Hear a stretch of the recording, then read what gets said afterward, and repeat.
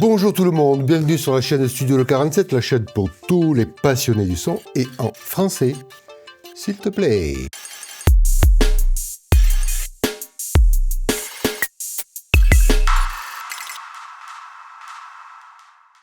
Aujourd'hui les amis, nous allons faire un petit tour du côté de la partie Assigne. Cette partie-là, là, magnifique. Alors, à quoi ça sert Assigne? À quoi ça sert ces petits boutons-là qui tournent et ces petits boutons sur lesquels on appuie? Eh bien, ça sert à assigner des fonctions spécifiques et surtout, les fonctions que nous, on souhaite avoir sur des boutons rotatifs ou sur des boutons qu'on appuie dessus, hein, des switches. Ça, c'est vraiment un outil génial. On va retrouver ce type de fonction maintenant sur toutes les consoles numériques, mais pas forcément avec le nom Assigne. Il y a des noms différents selon les marques. Mais le principe reste le même. Ce sont des boutons sur lesquels on va assigner des fonctions spécifiques et surtout celles qu'on a choisies. Ça, c'est fabuleux. Maintenant, on va faire le tour de ces fonctions sur les consoles X32 et M32, bien évidemment. Vous allez voir, c'est absolument génial. Mais en deux mots, qu'est-ce qu'on a? On a 4 rotatifs, 4 écrans qui nous indiquent qu'est-ce qui est patché sur le rotatif et aussi sur les boutons. Et on a 8 boutons. Mais on a aussi 3 banques. La banque A, B et C. Voilà, super outil. Allez, on va voir ça en détail. Et puis, je vais aussi te donner un exemple d'utilisation, mais évidemment, c'est à toi à assigner les fonctions dont tu as besoin. Et tu vas voir, ça ouvre quand même beaucoup de possibilités. Et ça permet des accès ultra rapides à des zones précises de la console. C'est génial. Allez, on y va, c'est parti. Eh bien, nous voici sur la console pour enfin comprendre et bien gérer notre fonction Assigne qui est ici. Si je fais un view, j'arrive sur cette partie-là. Eh bien, nous avons sur l'Assigne ici 4 boutons rotatifs avec un petit écran qui nous indique la valeur qu'il est en train de faire varier. Et nous avons 1, 2, 3, 4, 5, 6, 7, 8 boutons. Et A, B, C, ce sont les banques. La banque A, la banque B et la banque C. Que l'on retrouve à l'écran, lorsqu'on fait le view, on retrouve la banque A, B et C. Et on retrouve aussi les rotatifs qui sont à l'écran, en fait, car sur la compacte, ces boutons rotatifs n'existent pas. Sur la compacte, nous avons uniquement les 8 boutons, les 8 switches, mais nous n'avons pas les rotatifs ni les écrans, qu'on va donc retrouver sur la fenêtre View qu'on actionne avec le petit switch là dans le coin en bas. Cet écran va nous permettre de voir comment il est configuré. Donc, on voit ici les configurations des rotatifs et on voit les configurations des boutons pour chaque banque A, B et C. Et maintenant, si j'appuie sur Edit, je vais pouvoir éditer les paramètres. On va voir ça en détail, paramètre par paramètre. C'est parti. Tout d'abord, les encodeurs. Alors, no assign, tu as compris, hein, c'est pas assigné. Mais on peut assigner le fader. Ici, sur l'encodeur 1, mais c'est pareil sur tous les 3 autres, évidemment. Sur tous les encodeurs, c'est la même chose, c'est le même type de paramètres. On va pouvoir donc assigner le fader d'un channel, mais aussi le fader d'aux, de FX return, de bus, de matrice, de DCA. En fait, tous les faders rectilignes que l'on retrouve sur notre console seront assignables sur nos rotatifs. On peut aussi assigner le panoramique, donc des channels et autres, les départs sur les channels. Mais si on va sur un bus et qu'on fait bus 1 par exemple, on voit le send de 1 à 6. Ça, ce sont nos départs vers les matrices, car effectivement, une matrice, c'est ni plus ni moins qu'un départ auxiliaire. Un peu spécifique car il est sur un bus, mais c'est un départ auxiliaire. On a aussi donc des FX paramètres. Donc on peut choisir tous les paramètres du FX sélectionné. Voilà. Donc on les retrouve tous ici. Ça, c'est absolument génial. Le MIDI, la fonction remote. On peut aussi retrouver toute la partie dynamique de notre channel ainsi que le fader. Voilà. Mais on a aussi toute la partie dynamique, gate et compresseur. Et lorsque vous avez des cartes SD, le SD recorder avec donc les marqueurs, position, marqueur liste, session liste. Voilà. Donc ça, c'était pour les encodeurs. Maintenant, pour les boutons, on a une fonction qui est redoutable, c'est Jump to Page. Je saute sur la page. Jump to Page, c'est vraiment une fonction super géniale. La première proposition, c'est le channel. Donc, si je vais sur Home, ici, j'ai la possibilité d'avoir plusieurs fenêtres. Home, configuration, gate, DIN, EQ, Send, Main. Si maintenant, je vais sur Channel, j'ai Home, Config, Gate, DIN, EQ, Mix, Main. Et ça, pour chaque bouton ici que l'on retrouve là sur l'autre côté de l'écran, on va retrouver toutes les fenêtres liées aux petits boutons qui sont sur notre côté de l'écran. Pareil pour le route, la route c'est, vous l'avez compris, routing, setup, lib c'est la librairie, fx c'est effect, monitor, c'est le petit bouton la monitor ici, c'est cette fenêtre là, l'USB ça va être celui-là, scène, pardon, je tourne le mauvais bouton, scène, voilà, toutes les fenêtres de scène,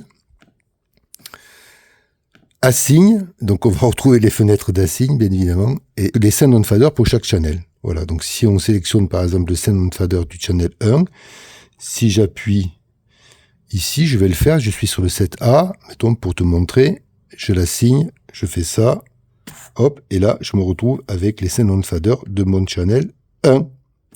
Génial. Ça, fonction très utile. Pareil pour les mutes, les inserts, les boutons d'effet. Ça aussi, très pratique. MIDI push, MIDI toggle, remote, show control. Ça aussi, ça peut être très pratique de pouvoir rappeler certaines mémoires. Q recall, les Q, les Send recall, les snippet recall, USB recorder, SD recorder, SD session, SD marqueur et l'automix. Voilà, tu l'as compris, en fait, c'est assez simple. Le système est très simple. Maintenant, ce que je te propose, c'est de faire une configuration type liée à mes habitudes de travail pour que tu te rendes bien compte de l'intérêt et de l'utilité de ces fonctions assign. Tout d'abord, je vais configurer ici mes effets. Donc, j'ai un Vintage Room sur l'effet 1. L'effet 2, je vais mettre ma reverb préférée, qui est la Vintage Reverb, qui est l'émulation de l'EMT 250. Ensuite, je vais mettre une Hall. Ça c'est l'émulation d'une lexicon. Et sur le 4, je vais mettre un délai. Voilà, n'importe lequel, pardon. Je vais mettre un délai, par exemple, voilà. Tab délai, stéréo délai, par exemple. Voilà. Là, avec ces 4 effets, tu peux répondre à toutes les demandes. Ça, c'est une bonne chose. Mais c'est pas fini. Je vais mettre aussi des équaliseurs sur mes retours. Alors, admettons que j'ai 4 retours, on va faire simple. Donc là, je vais mettre le bus 1, je l'insère. Alors j'ai dual graphique, hein, ça veut dire quoi? Dual graphique, ça veut dire qu'en fait, j'ai 2 équaliseurs indépendants. Mono, hein, dual. Ensuite, je vais affecter le bus 2, je l'insère. Je vais ici, je vais mettre le bus 3, j'appuie, et là, je vais maintenant le bus 4. Alors, il faut appuyer, hein, sinon, ça ne le sélectionne pas. Voilà, et là, j'ai mes 4 équaliseurs 31 bandes que je vais pouvoir utiliser pour équaliser mes retours ou intervenir sur un retour rapidement lorsque j'ai un larsen. Une chose aussi que je fais souvent, c'est que j'utilise des délais sur ma façade. Je m'explique. Souvent, je mets un délai sur ma façade pour reculer virtuellement le système de son. L'idée, c'est de resynchroniser le son du plateau avec le son du système. Ça, c'est valable dans des petites salles où on a beaucoup de sons de scène. Et ça a pour effet de faire disparaître ton système de son. On a l'impression que tout vient du plateau. Lorsque tu fais des sonorisations très acoustiques, ça peut être très beau. Donc pour cela, il faut que je mette un délai. Mais parfois ça fonctionne pas. Et c'est bien de pouvoir changer rapidement et d'écouter avec et sans le délai. Donc là, ce que je vais faire, c'est que sur le main LR, pour l'instant, je mets pas de délai. Et je vais créer une mémoire, mais une mémoire un peu spécifique, une mémoire de snippet. Et je vais mettre dans cette mémoire de snippet, je vais mettre tout simplement le outpatch. Donc si tu as un outpatch un peu complexe, évidemment tu le fais à la fin du outpatch. Ça c'est important. Et là, je vais sauver et je vais mettre un nom tout simple. Je vais loquer, je vais mettre délai,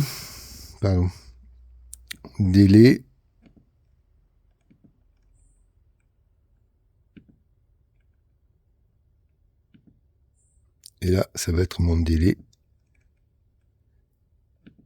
off. Je save. Maintenant, je vais dans mon routing. Là, je vais engager un délai, mettons, de 4 mètres. On y va, 4 mètres, toc toc, voilà, sur le L et sur le R. Voilà, par exemple. Et là, je vais créer de nouveau une mémoire de snippet. Alors, vous avez vu, là, chaque fois que j'appuie là sur mon rappel de mémoire, je tombe sur le Q. Ça, je vais le changer, car je vais être plus efficace que ça, et je vais le mettre ici sur snippet. Voilà. Donc maintenant, j'atterris directement sur mes snippets. Je vais créer donc maintenant un nouveau snippet. Je save et ça va s'appeler délai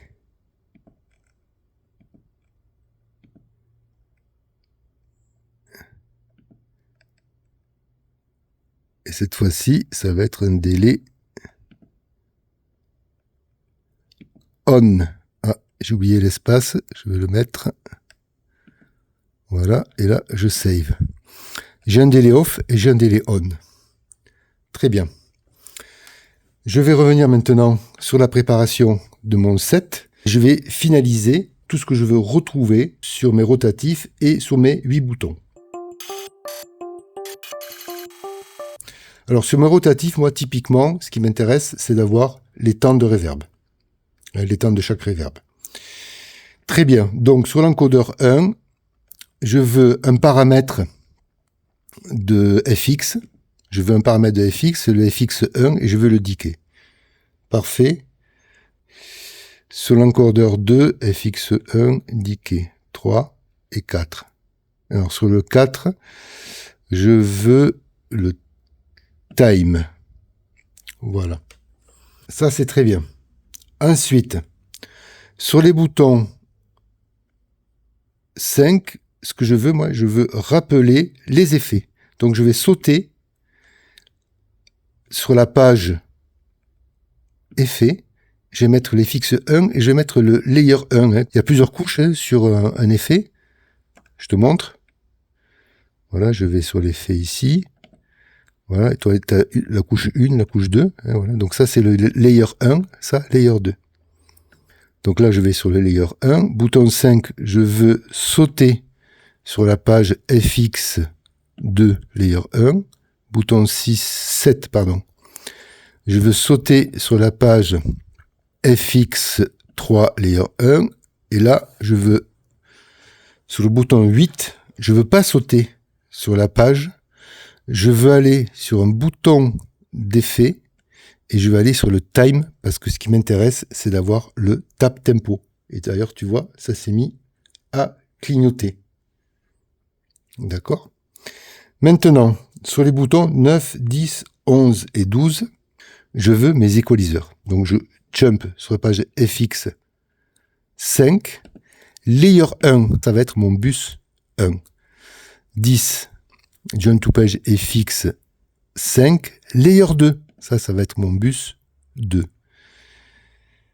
11, je jump to page FX 6, layer 1, ça va être mon bus 3. Et là, bouton 12, je jump FX 6, layer 2. OK.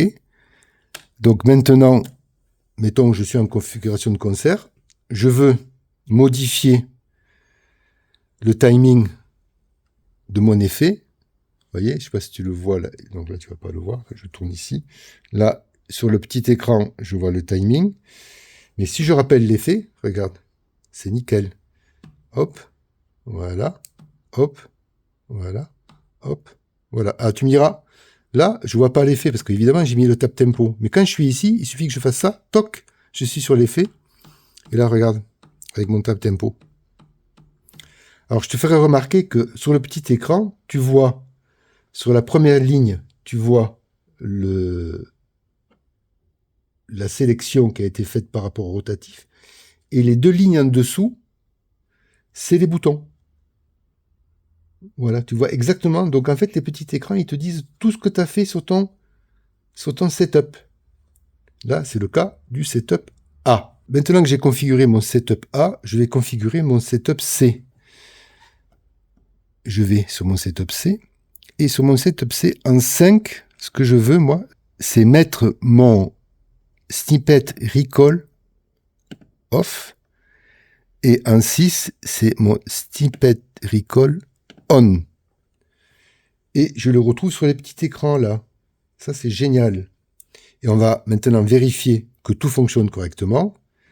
On y va. On a bien sur le set A nos effets. Et là, j'ai bien mon tap tempo. Maintenant, j'ai mon equalizer. Et là, ce que je vais faire, par exemple, j'ai la possibilité de renvoyer les tirettes de mon equalizer sur cette partie-là. Sur la partie fader master. Hop.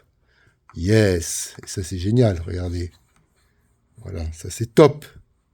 Top, top, top. Donc maintenant, je suis là. Si je tape sur mes équalos, automatiquement, je reviens. Oui. Sur la partie, donc, sélectionnée. Ici, j'ai mon bus 1, mon bus 2, mon bus 3, mon bus 4. Et maintenant, on va vérifier le 7C. On va vérifier que ça modifie bien mon délai. Là, le délai est on. Off, il me demande de confirmer. On, il me demande de confirmer. Mais moi, je veux pas, là, cette fenêtre de confirmation, ça me gêne. Ça me gêne, ça. Ça me gêne, ça me gêne, ça me gêne. Donc, je vais l'enlever. Je vais ici. Hop, j'enlève le pop-up. Je reviens maintenant sur mon routing. Il est off. On le voit ici apparaître. C'est bien off. C'est on. Ainsi, je peux passer comme ça d'une situation à une autre, très spécifique, hein, d'une zone de la console en plus, très particulière. Et ça fonctionnera quelle que soit, en fait, la mémoire que je vais rappeler. J'aurai toujours ce snippet qui sera là, présent. Si tu sais pas comment ça fonctionne les snippets, je te renvoie là. Ici, là, je te mets un petit lien, car il y a une vidéo qui explique comment fonctionnent les snippets et surtout la gestion de tes mémoires. Voilà, c'était tout. Très simple, la signe, vraiment un truc génial. Voilà mon ami. Et voilà, on a fait le petit tour. Je te donnais un exemple. Maintenant, libre à toi de faire ce que tu veux. Hein. Laisse aller ton imagination. Et surtout, qu'est-ce que tu veux faire avec ta console? De quoi tu as besoin? Hein, c'est ça qu'il faut arriver à anticiper. Mais ça, tu y arriveras uniquement lorsque tu auras fait beaucoup de sonos, lorsque tu vas avoir aussi des demandes spécifiques. À un moment donné, on va te dire, je veux faire ci, je veux faire ça. Tu vas dire, mais comment je vais faire? J'ai le bouton à signe. Et cette console est quand même assez géniale. Hein. Avec toutes les vidéos qu'on a fait, on s'aperçoit qu'on a quand même beaucoup de possibilités avec des accès super faciles. J'espère que ça t'a plu. J'espère que ça t'a permis de bien comprendre cet outil, assignation. Et je te dis à très bientôt. Ah, n'oublie pas d'activer le petit algorithme YouTube. Ciao!